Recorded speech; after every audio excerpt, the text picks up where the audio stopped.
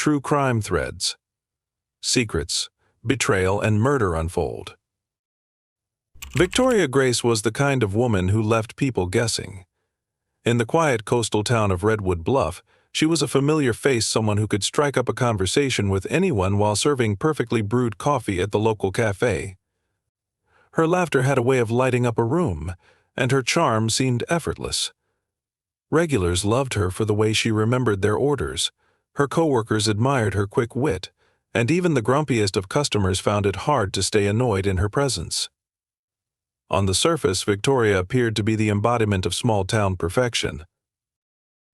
But beneath her warm exterior, Victoria's life was anything but simple. She had a knack for living on the edge, a craving for excitement that couldn't be satisfied by her 9-to-5 routine or the slow pace of Redwood Bluff.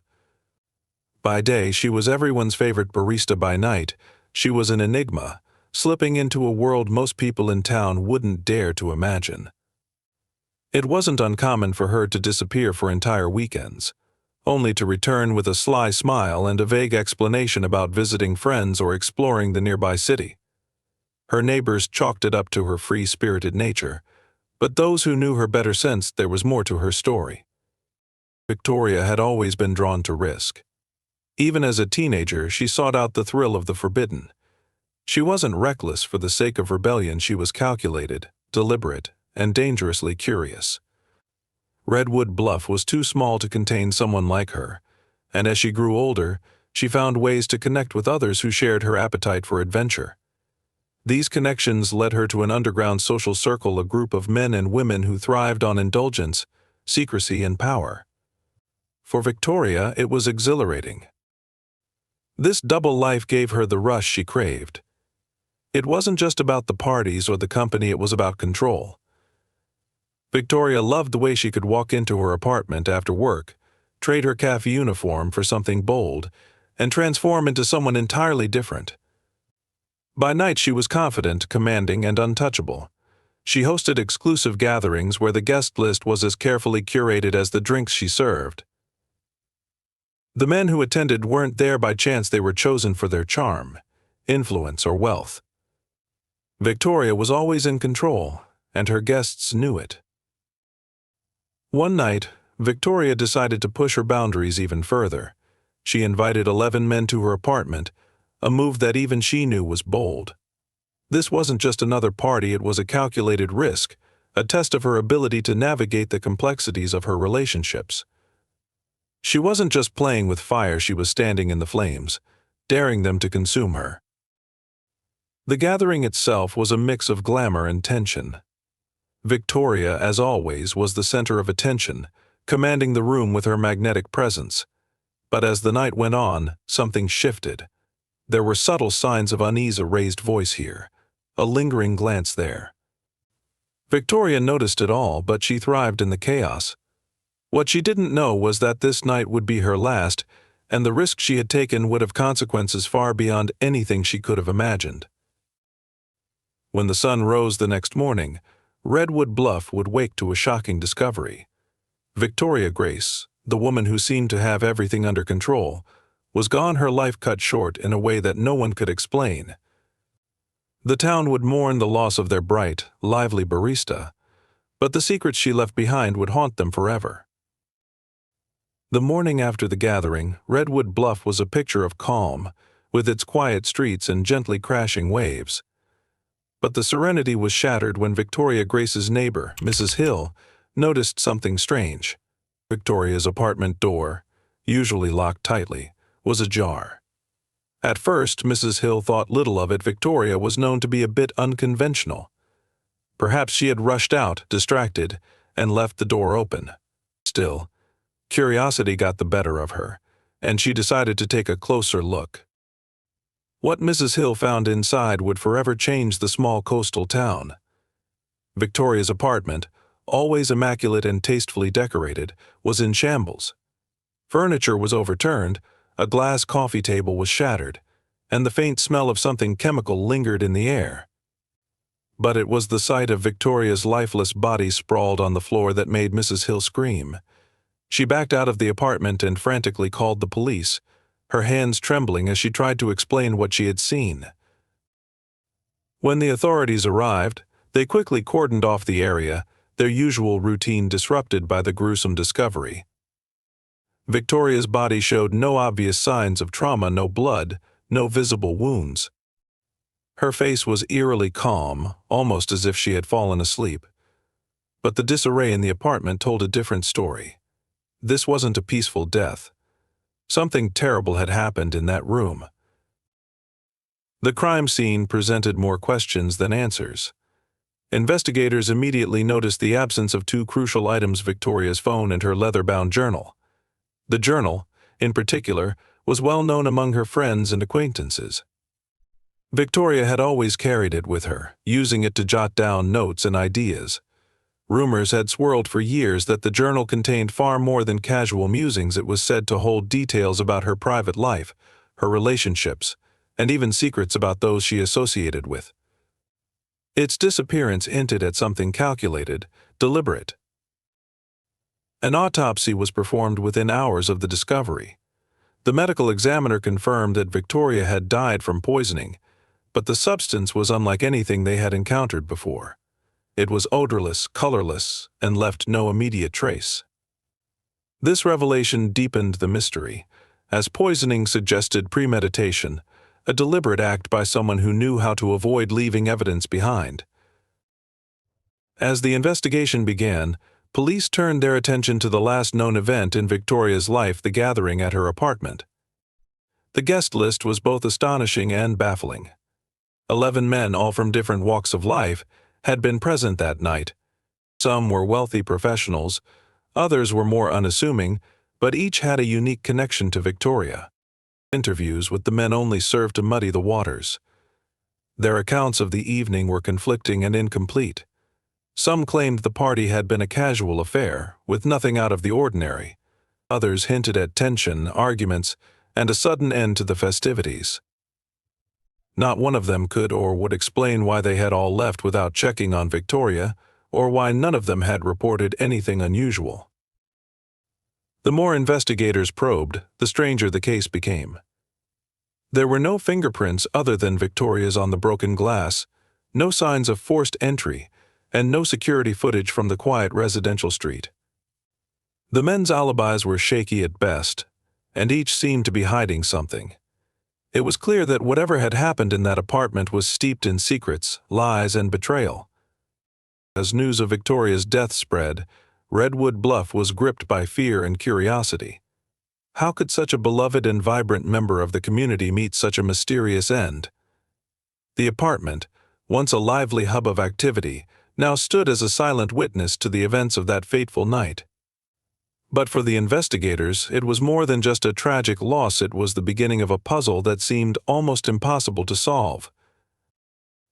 As the investigation into Victoria Grace's death continued, whispers of her missing journal began to spread. It wasn't just any diary, it was the key to understanding her double life. For years, Victoria had been seen scribbling in the leather-bound book, its pages filled with secrets only she knew. Friends and acquaintances described it as a companion she never parted with, and it was rumored to contain detailed notes about her relationships, personal thoughts, and even the identities of her many companions. Detectives were certain the journal held answers, but its disappearance complicated the case. Whoever had taken it likely had something to hide, and its absence suggested that Victoria's death wasn't random. It was targeted, premeditated. The journal's contents could have been dangerous enough to warrant murder. Months passed with no sign of the journal, and the investigation stalled. Each of the 11 men from that fateful night remained under scrutiny, but without concrete evidence, police struggled to build a case. Then, in an unexpected turn of events, the journal reappeared. It was mailed anonymously to the Redwood Bluff Police Department in a plain brown envelope with no return address. The leather cover was stained with what appeared to be dried blood, and its pages were damp, as though someone had tried to destroy it but failed.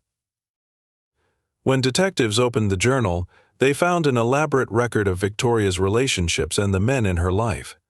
Each entry was precise, detailing not just names but also the dynamics of her connections. Victoria's writing was unfiltered, revealing her observations, emotions, and, most notably, leverage. Some entries were casual, describing the personalities and quirks of her acquaintances. Others, however, were far more sinister. Victoria had collected secrets intimate, damaging details about the men she had invited into her world. These weren't just surface-level observations, they were confessions, indiscretions, and vulnerabilities that she had uncovered through careful manipulation. One particular entry drew immediate attention. A name was circled in red ink, accompanied by the words, "He warned me to stop." The ink had smudged, rendering the name unreadable, but the message was clear: someone had felt threatened by Victoria's knowledge. Detectives now believed her murder was directly tied to her habit of documenting the secrets of others. Further into the journal, they found references to a financial dispute involving one of the men. Another entry described heated arguments with a second individual over incriminating photos she had in her possession. The web of connections was intricate, with overlapping motives that made it difficult to pinpoint a single suspect. Victoria had been playing a dangerous game, and it was now clear she had crossed a line with someone who couldn't let her go unpunished. Complicating matters further was the journal's final section, which abruptly ended in mid-sentence. It hinted at a larger plan. Victoria had been working on a way to use the information she had gathered to gain power or possibly escape her entanglements altogether. Whatever her intentions, she had run out of time. The journal's arrival was both a breakthrough and a curse. While it offered insight into Victoria's life, it also deepened the mystery. How had the journal resurfaced, and who had sent it? Was it guilt, fear, or a calculated move by one of the men to shift suspicion? For detectives, the journal was a treasure trove of clues, but also a grim reminder of how far Victoria's influence had stretched. It painted a picture of a woman who thrived on control and risk, someone who wasn't afraid to push boundaries. But it also highlighted her vulnerability. By documenting her every move, Victoria had sealed her fate. She had created a map of her life and her death, and whoever had killed her had followed it to perfection. The investigation into Victoria Grace's death took a shocking turn when forensic scientists revisited the toxicology report. Initially baffled by the substance that had poisoned her, they now uncovered its origin: a rare plant toxin derived from a flower native to remote regions of South America. Known for its lethality in even the smallest doses, this toxin was virtually undetectable and rarely encountered outside the region where the plant grew. Its presence in Victoria's system raised troubling questions.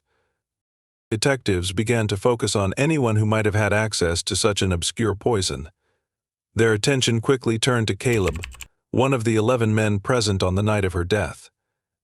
Caleb was a botanist by profession and had recently returned from a research expedition to South America. His expertise in exotic plants, combined with his timing, made him an obvious suspect. When questioned, Caleb was calm but adamant in his denial. He admitted to attending Victoria's party, claiming he had left early and noticed nothing unusual. His demeanor was collected, almost too much so, and detectives couldn't ignore the unease it stirred. A search of Caleb's home revealed a small, locked cabinet containing plant extracts, vials, and notebooks detailing his research. Among the samples was the toxin found in Victoria's system. This discovery seemed damning, but Caleb insisted the poison had nothing to do with Victoria's death. According to him, the toxin was part of his work and had never left his lab. He explained its rarity and complexity, emphasizing that it required meticulous preparation to weaponize. While his explanation was plausible, detectives couldn't shake the suspicion that Caleb's knowledge and access were too convenient to dismiss. As the case against Caleb grew, an anonymous letter arrived at the police station, throwing everything into chaos. The letter was concise but cryptic: "Caleb is a pawn." Look closer. Attached to the note was a photograph of Victoria at another gathering, surrounded by unfamiliar faces. The image suggested that the network of people in her life extended far beyond the 11 men initially suspected. The letter raised more questions than it answered. Who had sent it, and why? Was it an attempt to divert attention from Caleb, or was there truly someone else pulling the strings? Investigators now faced the possibility that Victoria's murder wasn't the act of one man but part of a larger, more sinister plan. Delving deeper, detectives uncovered connections between Victoria and an underground social circle that operated in the shadows. This group, which included some of the men from her party, thrived on secrecy and power. Their activities ranged from high-stakes dares to blackmail, and Victoria had somehow positioned herself at the center of it all. She wasn't just a participant, she was a manipulator, someone who used her intelligence and allure to maintain control. The rare toxin now took on new significance. It wasn't merely a method of murder, it was a message. Whoever had killed Victoria had chosen a substance so rare and sophisticated that it would implicate Caleb, while simultaneously pointing to the group's resources and reach. As detectives pieced together these fragments, they realized they were dealing with a conspiracy larger than they had anticipated. Victoria's murder wasn't just personal, it was calculated, designed to silence her and protect the secrets of a powerful network. The case was no longer about one woman's death, but about unraveling a web of deceit, betrayal, and danger. Caleb remained a suspect, but the letter and the toxin's deliberate use suggested there was more at play. The question that haunted investigators was not just who had killed Victoria, but why she had become such a threat that someone was willing to go to these lengths to eliminate her. The town of Redwood Bluff had become a place of tension and whispers. Victoria Grace's death, once thought to be a personal tragedy, now appeared to be part of a much darker narrative. The discovery of the rare toxin, Caleb's suspicious involvement, and the anonymous letter pointing to a larger conspiracy had turned the investigation into a complex and dangerous pursuit. Detectives felt the weight of the case as they pieced together the final moments of Victoria's life. The journal, the toxin, and the photographs suggested layers of deception, but it was the connections Victoria had cultivated that painted the most chilling picture. She had embedded herself within a network of individuals whose wealth and influence stretched far beyond Redwood Bluff. Her journal had documented their secrets, and in doing so, she had unknowingly signed her death warrant. The break in the case came when another piece of evidence surfaced: a memory card mailed anonymously to the police.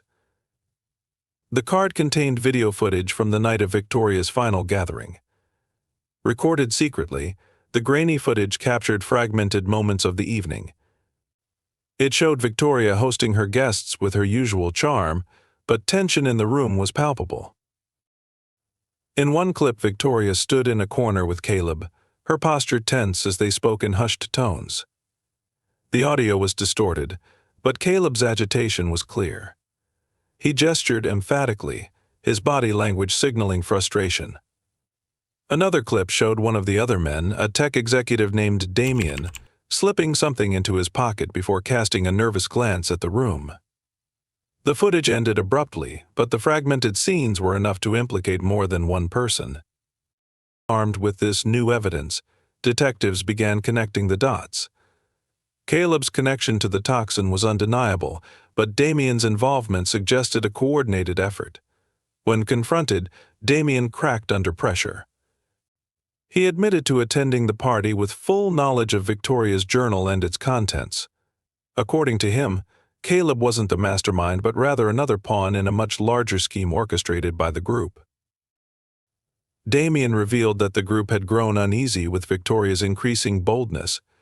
Her habit of documenting their secrets, her ability to leverage their weaknesses, and her growing confidence had made her a threat. She had crossed too many lines, and they had decided collectively that she needed to be silenced.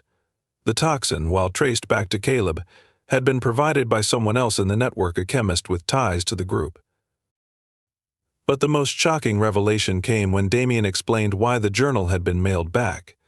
It was a calculated move, intended to shift suspicion toward Caleb while protecting the true orchestrators. Victoria's death had been a performance, a chilling display of control by individuals who believed themselves untouchable. The case concluded with several arrests, but not everyone involved faced justice. Some members of the group vanished, their wealth and influence shielding them from accountability. Caleb, despite his claims of innocence, was sentenced for his role in acquiring the toxin, though questions lingered about his true level of involvement. Damien, racked with guilt, cooperated with authorities, providing critical information about the network's operations. Victoria's death left Redwood Bluff scarred. Her story, once one of vibrancy and charm, became a cautionary tale about power, secrecy, and the dangers of living a double life. The town mourned her, but they also feared what her death represented a glimpse into a world of manipulation and danger that most could never imagine. In the end, Victoria's legacy was one of intrigue and tragedy. She had lived on her terms, refusing to conform, but her defiance had come at a price. The journal, the toxin, and the conspiracy behind her death ensured that her story would be remembered, not just in Redwood Bluff but far beyond, as a mystery that revealed the darkest corners of human ambition.